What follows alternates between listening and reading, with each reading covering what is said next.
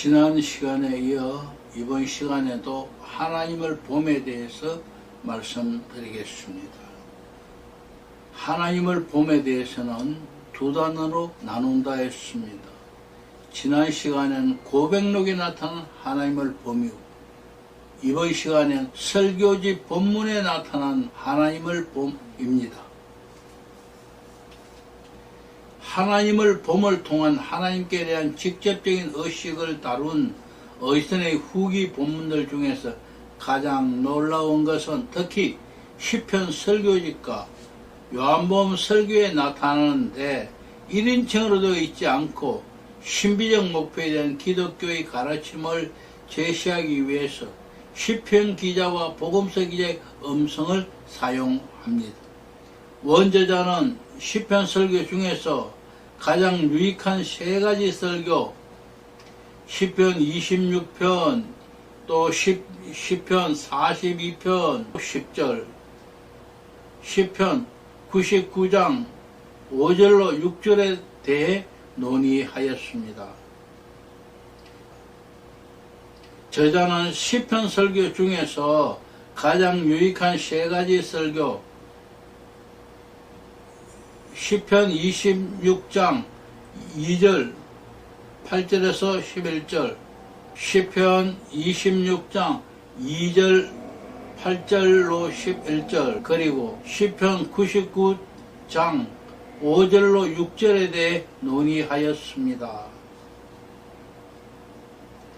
아울러 413년이나 419년에 행한 요한복음 설교 20을 살펴보려 합니다.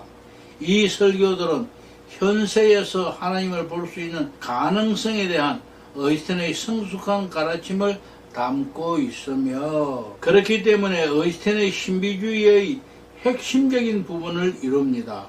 이 설교에서 우리는 전체 기독교 공동체를 위해서, 그리고 그들을 대상으로 말하는 교사요 설교자의 음성을 듣습니다. 이 네 가지 본문들을 간단히 분석하기에 앞서서 그 설교들을 들을 청중들의 성격을 살펴보는 것도 가치가 있을 것입니다. 암브로시우스가 설교가 그렇듯이 어이스턴의 설교도 영적 엘리트가 아니라 일반적인 그리스도인 회중, 교회에 속한 보통의 신자들을 대상으로 한 것입니다. 관상에 대한 자신의 메시지가 모든 그리스도인들을 위한 것이지 특정한 소수를 위한 것만이 아니라는 어이스턴의 확신은 교부시대의 많은 저자들에게 살펴본 것과 일치합니다. 시편 27장 4절 5절에 대한 어이스턴의 묵상은 여호와의 아름다움을 바라보며 라는 본문의 의미에 집중됩니다. 어이스턴은 장차 우리가 세상의 수고로부터 해방될 천국에서만 참되고 완전한 관상을 발견할 수 있음을 강조하기 위해서 이 구절을 사용하지만, 이 초기 설교에는 현세에서의 봄과 내세의 봄의 관계에 대한 중요한 어이스턴의 사상들이 포함되어 있습니다.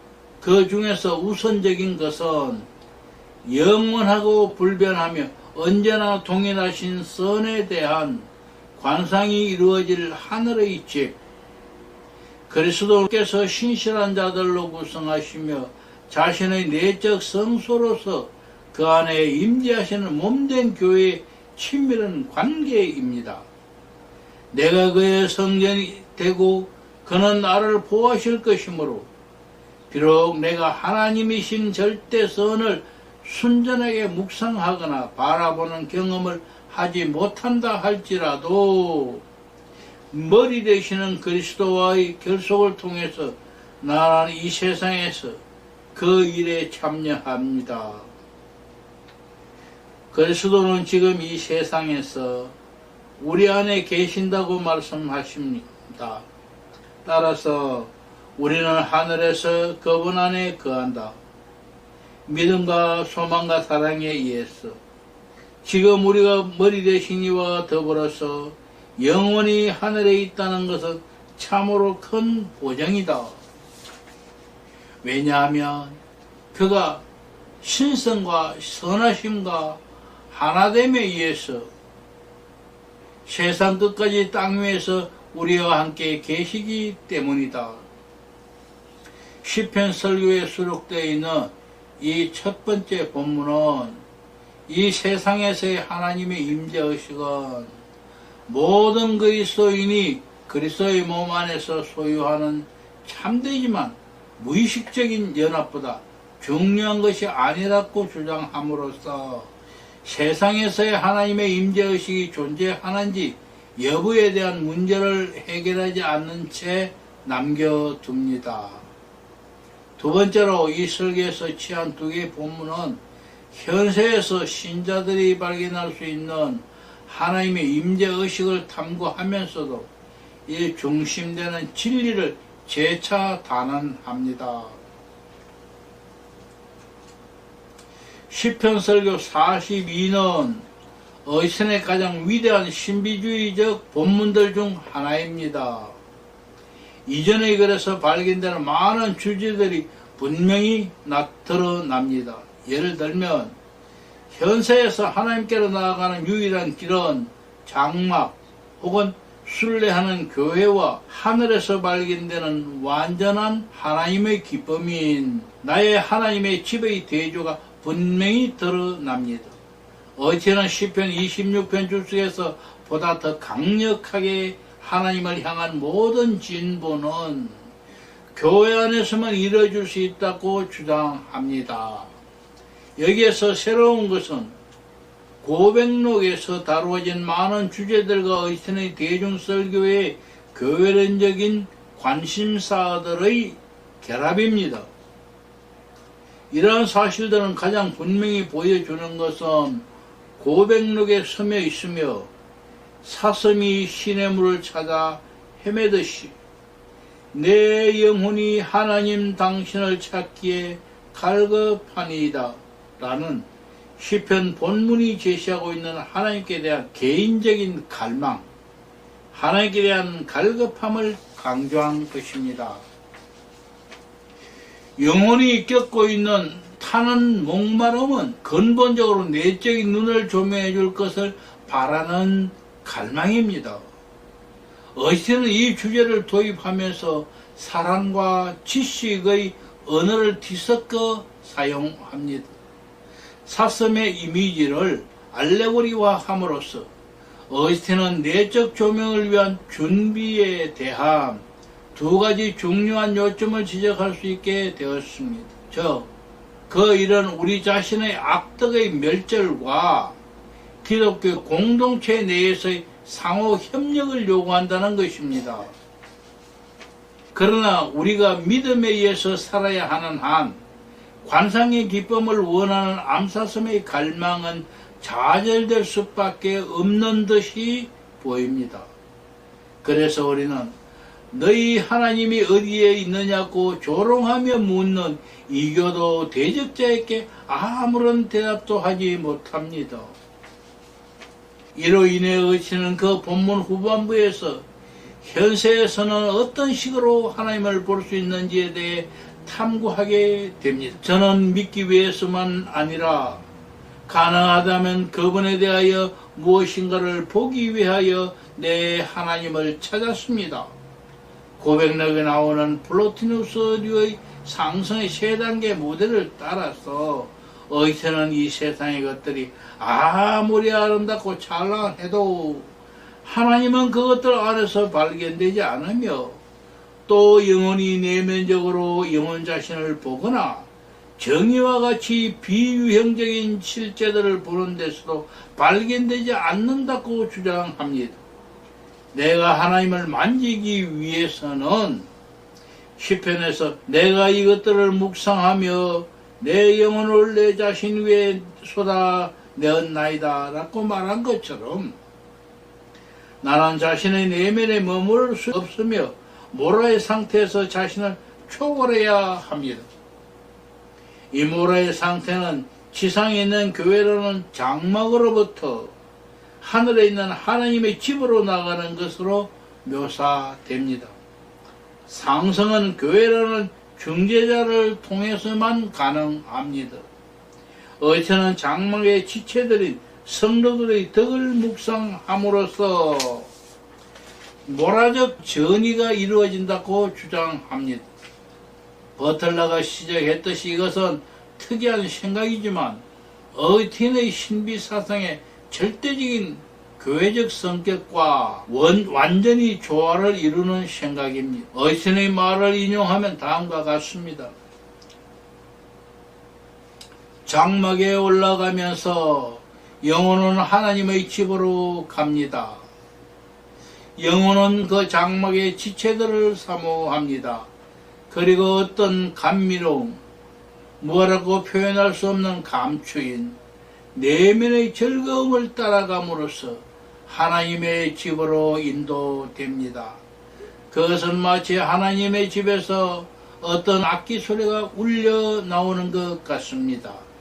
영혼은 그 장막 안에서 걷다가 그 내적인 소리를 듣고 그 감미로움에 이끌려 소리를 따라가다가 모든 혈과 육의 시끄러움에서 벗어나 하나님의 집에 도착합니다. 여기서 어거스틴이 주로 청각과 관련된 비유로 묘사하는 바 하나님 면전에 거한 것의 즐거움은 이 세상에서는 짧을 수밖에 없습니다. 비록 황급하게 그리고 부분적으로긴 하지만 우리는 마음의 정점에서 불변하는 그 무엇을 응시할 수 있습니다. 그러나 영혼이 현세에 머물고 있는 한 영혼은 하나님께서 때때로 잠시 미리 맛보게 해주신 큰 상급을 바라며 소망 안에서 살아가야 합니다. 시편 설교 100에 나오는 간단한 구절에서도 동일한 메시지를 반복하며 세 가지 영역에서 귀중한 추론을 추가합니다. 그 세 영역은 하나님의 불가해성, 하나님의 편재하심, 그리고 하나님을 보는 것을 가능하게 해주는 하나님의 모양을 회복함에 있어서 사랑의 역할 등입니다. 어시나 100장 2절에 함축되어 있는 바 말없이 하나님을 찬양하는 것의 의미를 조사하면서 피조세계 전체가 어떻게 하나님에 대한 증거를 제공하지만 우리로 하여금 하나님에 대해 정확하게 말할 수 있게 해주는 지식을 제공하는 것은 아님에 주목합니다. 우리가 하나님에 대하여 말하기 위해서 하나님에 대해서 생각할 수 있어야 하고 하나님에 대하여 생각하기 위해서는 하나님께 가까이 나아가야 합니다. 우리가 보통 물체를 보거나 영적으로 하나님을 보려면 마음을 집중해야 하며 영적으로 하나님을 보려면 마태복음 5장 8절에 말한 청결한 마음이 필요합니다. 그러나 어떻게 해야 죄악된 인류가 하나님을 보는 데 필요한 청결한 마음을 얻을 수 있습니까? 어제는 그 대답의 첫 부분에서 도덕적 정화를 강조합니다. 그러나 또한 이것이 지닌 내적인 의미, 즉 사랑, 특히 선한 사람이든 악한 사람이든 모든 사람들 향한 사랑을 통한 하나님의 형상에 따라 재창조된 속사람의 회복을 강조합니다. 그들의 사랑이 진보하는 데에 비례하여 그 형상에 더 가까이 가게 되며 그에 따라서 하나님을 인식하기 시작할 것이다. 하나님을 인식한다는 것은 무슨 뜻인가? 그것은 전에는 부재하였던 하나님이 우리에게 오시는 것이 아니며 우리가 하나님께 가는 것도 아닙니다. 하나님은 항상 우리에게 현존해 계시며 만물의 현존에 계시지만 우리가 장님처럼 눈이 멀어 그분을 보지 못하고 있습니다. 그대가 보기를 원하는 대상은 그대께서 멀리 떨어져 있는 것이 아니다. 하나님을 파악하려면 우리는 하나님처럼 선해야 하며 하나님처럼 사랑스러운 생각을 품어야 합니다. 여기에서 의틴이 영적 시각과 관련된 표현을 버리고 다른 영적 감각들을 강조하고 있음에 유의해야 합니다. 오직 그와 같은 하나님과의 경험적인 접촉을 통해서만 우리가 실제로 하나님에 대하여 아무것도 말할 수 없음을 인식하는 보다 고귀한 지식을 얻을 수 있습니다. 그대가 하나님을 닮은 자로서 그분에게 가까이 가며 그분을 충분히 의식하기 시작할 때 그대 안에서 사랑이 자라기 시작할 것이며 그에 비례하여 그대는 말해야 할 것과 말해서는 안 될 것을 경험할 것입니다. 이는 하나님을 사랑하기 때문입니다. 그 경험을 하기 전에 그대는 자신이 하나님에 대하여 말할 수 있다고 생각해 왔었다. 이제 그대가 그것을 경험하기 시작했으므로 자신이 경험하는 것을 말로 표현할 수 없다는 것을 경험하게 될 것입니다. 어이스틴이 자기의 부정의 신학을 요약하고 있는 기독교 교리에 관하여 유명한 구절에서와 마찬가지로 그는 여기에서 이 신성의 표현 불가능성에 대한 경험이 감사하는 영혼을 침묵으로 인도하는 것이 아니라 시편 기자가 초청하는 것처럼 기쁨의 발설로 인도한다고 주장합니다. 요한복음 5장 19절에 대해 출석한 요한복음 설교 20의 중요한 본문에서 의체는 신비한 환상을 기초로 하여 성부와 성자 사이에 전혀 분리가 있을 수 없음을 증명하려 합니다. 몇몇 사람들, 특히 복음서 기자 요한에게 주어진 그러한 환상은 태양에서 광채를 분리할 수 없듯이 성부와 말씀을 분리할 수 없음을 증명해 줍니다. 어체는 그것을 증명하기 위해서 몸과 유형적 우주로부터 이탈, 정신 혹은 영혼 속으로 들어감, 그리고 하나님과 접촉하기 위해서 모라의 상태에서 자아를 초월하여 나아감 등 플로니투스의 3단계를 여러 번 반복합니다. 나는 그분을 접하기 위하여 내 자신을 넘어섰습니다. 이 본문이 가지고 있는 삼위일체적 차원뿐만 아니라 영혼으로 하여금 잠시 하나님을 본 후에 다시 떨어져 내려오게 만드는 연약함의 경험에 대한 분명한 언급이 부족하다는 점에 주목해야 합니다. 하나님의 보는 것에 대한 의신의 설명은 1인칭으로 표현된 것도 있고 주석가나 설교자 입장에서 다소 중립적으로 표현한 것도 있습니다. 이것들에 대한 고찰을 토대로 하여 우리는 신비가요, 신비신학자로서의 어거스틴의 위상에 대한 질문에 들어갈 수 있을 것입니다. 흔히 어거스틴은 십자가의 성 요한과 같은 의미에서 신비신학자가 아니었다고 말하는데 이것은 절반만 맞는 말입니다. 분명 어거스틴은 12세기 이후의 저자들과 같은 방식으로 신비 생활에 대한 일련의 주해를 저술하지는 않습니다. 12세기 작가들의 주해는 어거스틴이나 교부시대의 저자들에게서 발견할 수 없는 스콜라주의적인 신학적 경향을 함축하고 있습니다. 그 당시 분열되지 않은 교회의 동부 지역에서 활동한 사람들과 마찬가지로 이 위대한 아프리카인은 모든 신학은 신자들을 이끌어 현재에서 교회의 공동생활 속에서 시작되지만 천국의 영광 속에서 완성될 하나님의 현존의 체험으로 인도해 주려는 목적을 가진다는 점에서 신비신학이고 보았습니다.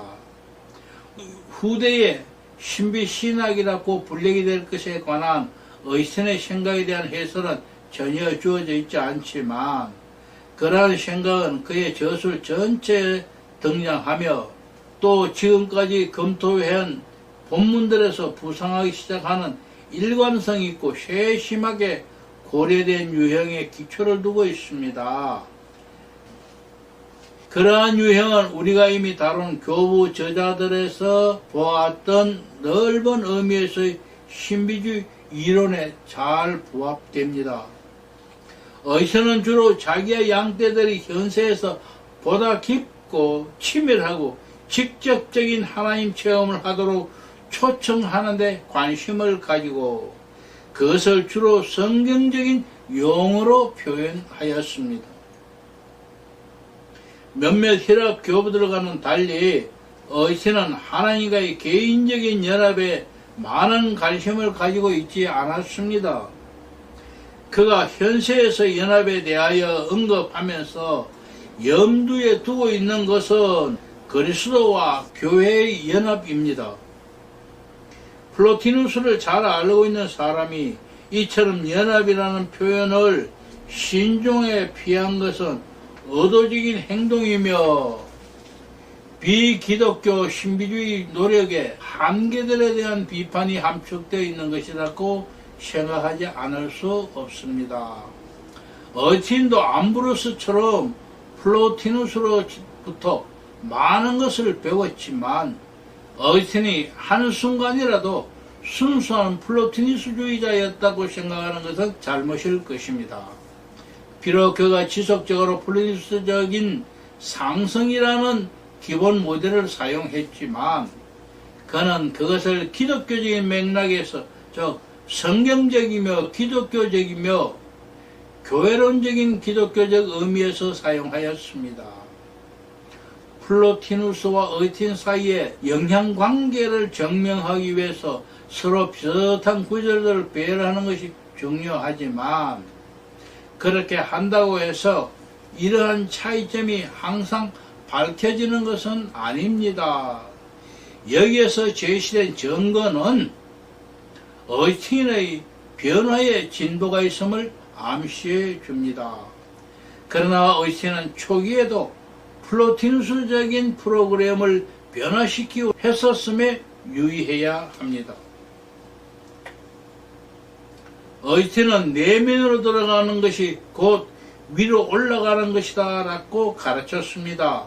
즉 영혼의 근저로 들어가는 내향적 운동은 영혼보다 무한히 높으신 하나님을 발견하게 해주며 따라서 자아를 넘어서 나가는 운동으로 인도한다는 것입니다. 내면에 계신 하나님을 위에 계신 하나님이다. 플로티누스도 그의 신비적 여정에서 내향적 순간과 타라적 순간들을 가졌습니다. 그러나 영혼과 그 근원 혹은 근저와의 관계에 대한 어거스틴과 플로티누스의 사상은 상이합니다. 어거스틴이 이성을 하나님의 말씀으로 해석했지만 어거스틴의 삼위일체는 플로티누스의 일자가 아니며 또 어거스틴이 플로티누스의 영향을 많이 받은 영혼의 타락이라는 견해를 계속 견지했지만 그가 신비적 연합이라는 표현을 거부한 기본 원인은 하나님과 영혼의 근본적인 차이점에 대한 그의 영혼 창조설적 이해에 있습니다. 어거스틴에게 있어서 중요한 것은 육신이 되신 말씀과 우리의 연합이며 이 점이 이교도인 플라톤주의자들이 잘못된 부분입니다. 우리가 교회 공동체 의 모든 형제들과 더불어 누리는 이 사랑의 연합이 때때로 현세에서 잠시나마 하나님을 보는 경험을 가능하게 해줍니다. 하나님을 봄에 대한 어거스틴의 가르침은 그의 신학적 많은 다른 영역으로 이어집니다. 그 영역들을 모두 여기에서 다룰 수는 없지만 어틴 고유의 신비적 가르침을 보다 완전하게 파악하려면 적어도 위에서 검토한 본문들에 등장하는 두 가지 영역을 다루어야 합니다. 하나님의 형상의 신학의 역할, 그리고 하나님을 봄을 획득함에 있어서 그리스도에 대한 묵상의 필요성입니다. 감사합니다.